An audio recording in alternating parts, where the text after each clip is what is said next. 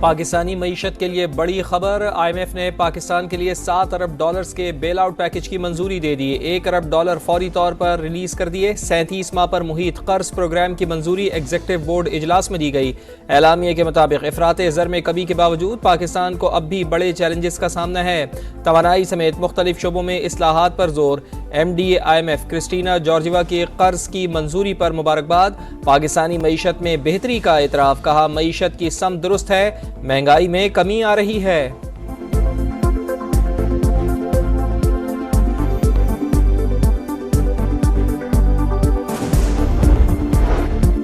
انشاءاللہ یہ آخری قرض پروگرام ہوگا، وزیر اعظم کا آئی ایم ایف پیکج کی منظوری پر اظہار اطمینان۔ اقوام متحدہ ہیڈ کوارٹرز میں میڈیا سے گفتگو کرتے ہوئے کہا کہ پروگرام کو کامیاب بنانے کے لیے ایک سمت میں آگے بڑھنا ہوگا، عام آدمی کی بہتری کے لیے قومی وسائل کو مزید بہتر بنائیں گے۔ آئی ایم ایف نے ہماری حکومت کے اقدامات کو سراہا، ورلڈ بینک کے وفد سے بھی ملاقات مثبت رہی۔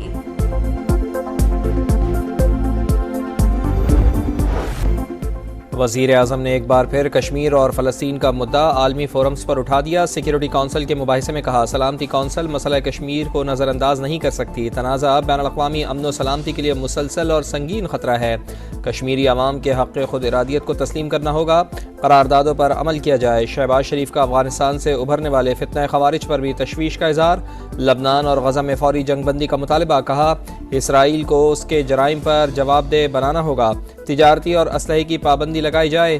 یو این سیکرٹری جنرل سے ملاقات میں بھی وزیر اعظم نے مسئلہ کشمیر اور فلسطین کو اجاگر کیا۔ وزیر اعظم سے بنگلہ دیش کے چیف ایڈوائزر ڈاکٹر محمد یونس کی ملاقات، مختلف شعبوں میں تعاون بڑھانے پر اتفاق۔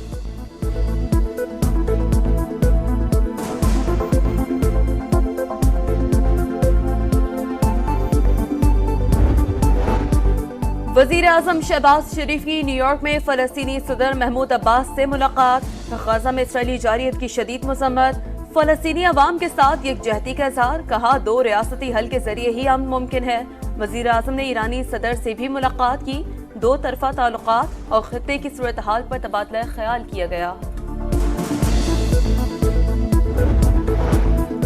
وزیر اعظم میاں شہباز شریف کی عالمی رہنماؤں سے ملاقاتیں بہت مثبت رہیں۔ صدر ترکیہ نے پاکستانی معیشت میں بہتری کی تعریف کی، مخالفین بھی اس کا اعتراف کر رہے ہیں، جو پاکستان کے خیر خواہ نہیں، وہ چاہتے تھے کہ پاکستان ڈیفالٹ کر جائے، آئی ایم ایف کو خط بھی لکھے۔ وفاقی وزیر اطلاعات عطا تارڑ کی پریس کانفرنس، کہا بنگلہ دیشی چیف ایڈوائزر سے وزیر اعظم کی ملاقات مفید تھی، گرم جوشی دونوں طرف سے ہے۔ ڈاکٹر محمد یونس کو دورہ پاکستان کی دعوت بھی دی گئی۔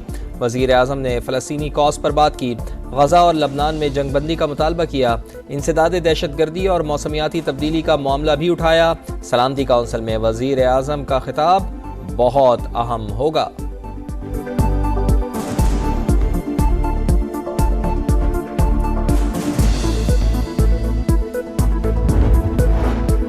لبنان میں اسرائیلی جارحیت کے خلاف سلامتی کونسل کا خصوصی اجلاس، لبنانی وزیر اعظم کا اسرائیلی دہشت گردی روکنے کا مطالبہ، مکمل جنگ چھڑی تو غیر جانبدار نہیں رہیں گے، ایرانی وزیر خارجہ کا انتباہ، سلامتی کونسل سے سیز فائر کے لیے فوری اقدامات پر زور، کہا غزہ میں اسرائیلی جارحیت کے خاتمے تک خطے میں امن قائم نہیں ہو سکتا۔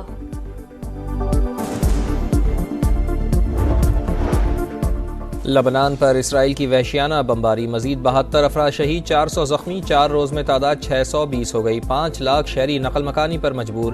اسرائیلی آرمی چیف نے زمینی کارروائی کی دھمکی دے دی۔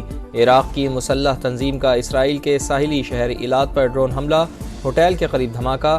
نیو یارک میں صدر ترکیہ رجب طیب اردوان کی لبنان کے وزیر اعظم سے ملاقات، مشکل گھڑی میں ساتھ کھڑے رہنے کی یقین دہانی۔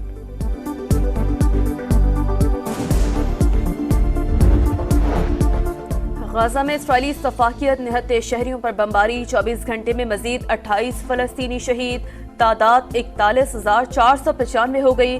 مغربی کنارے میں جنین کیمپ پر چھاپا، بمباری سے خاتون شہید، کئی گھر تباہ، غیر قانونی یہودی آباد کار ایک بار پھر مسجد الاقصی میں گھس گئے۔ آپ آئین کے تحت کام کر رہے ہیں, آپ خود مختار نہیں ہیں, پارلیمنٹ بھی خود مختار نہیں ہے. ہم آئین کی پاسداری نہیں کرتے تو ہماری گرفت آپ کر لیتے ہیں. آپ جب آئین کی پاسداری نہ کریں تو ہمیں بتا دیں کہ ہم کہاں جائیں. اس فیصلے میں بار بار آئین کو توڑا گیا ہے. پارلیمنٹ آپ نے نہیں بنائی, آپ کو پارلیمنٹ نے بنایا. پارلیمنٹ نے کہا ہے 17 ہیں تو تم 17 ہو. آپ منصور علی شاہ ایک معزز جج, اس شخص کو کیوں اپنی پسندیدگی کا داغ اس کے ماتھے پہ لگا کے کیوں اسے آپ فیض حمید بنانا چاہتے ہیں؟ ملک کی سب سے بڑی عدالت کو آئین کے تحت ہی کام کرنا ہے. جب آپ آئین کی پاسداری نہیں کریں گے تو ہم کہاں جائیں؟ عدالتی فیصلے نے مخصوص نشستوں کا معاملہ مزید الجھا دیا. سینیٹر عرفان صدیقی کی گرج برس, کہا پارلیمنٹ غلطی کرے تو عدلیہ اصلاح کرتی ہے, جب عدلیہ آئین سے متصادم فیصلہ دے تو کون ٹھیک کرے گا؟ آپ نے پارلیمنٹ کو نہیں, پارلیمان نے آپ کو بنایا ہے. عدلیہ کسی ایک مارشل لاء کے سامنے کھڑی نہیں ہوئی. آج آئینی ترمیم پر قیامت برپا ہے. بانی پی ٹی آئی کیوں جسٹس منصور علی شاہ کو فیض حمید بنانا چاہتے ہیں؟ نئے چیف جسٹس میرٹ پر ہی بنیں گے.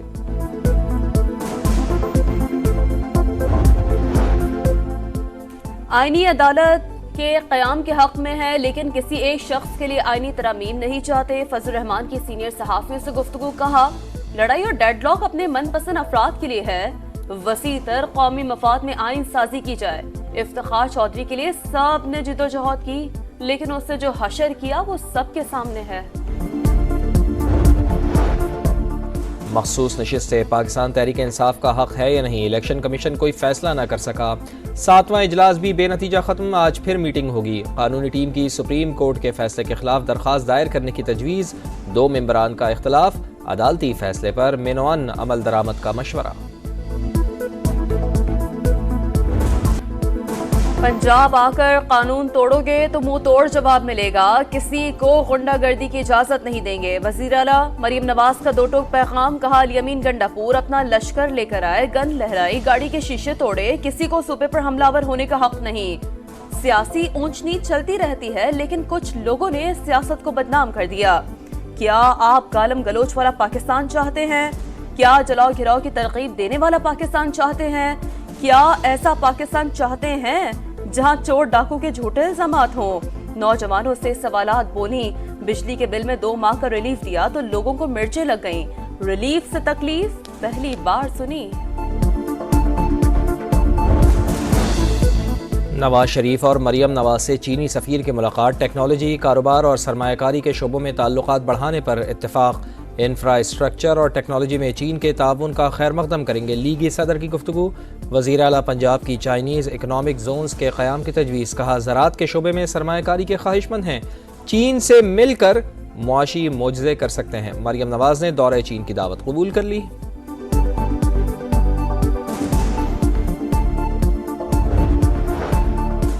سی پیک کے دوسرے مرحلے کے لیے تیار. معاشی ترقی کے نئے باب کا اضافہ ہوگا. پاکستان اور چین پرکشش سرمایہ کاری کے لیے بزنس ٹو بزنس اور جوائنٹ وینچرز کریں گے. وفاقی وزیر سرمایہ کاری بورڈ, مواصلات اور نجکاری عبدالعلیم خان کا چین میں گلوبل گورننس عالمی کانفرنس سے خطاب. کہا پاکستان کو شہری آبادی میں اضافے اور ماحولیاتی تنزلی کا بڑا چیلنج درپیش ہے.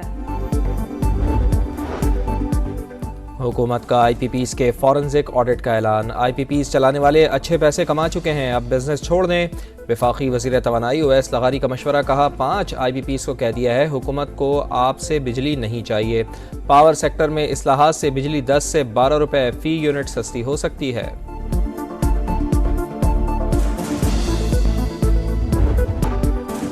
اگر روس پر ایٹمی ریاست کی حمایت کے ساتھ بڑے پیمانے پر حملہ ہوا تو نیوکلیئر ہتھیار استعمال کر سکتے ہیں. روسی صدر ولادیمیر پوٹن کا انتباہ. روسی سیکیورٹی کونسل سے خطاب میں کہا بیلاروس پر حملے پر بھی یہی پالیسی اپنائی جائے گی.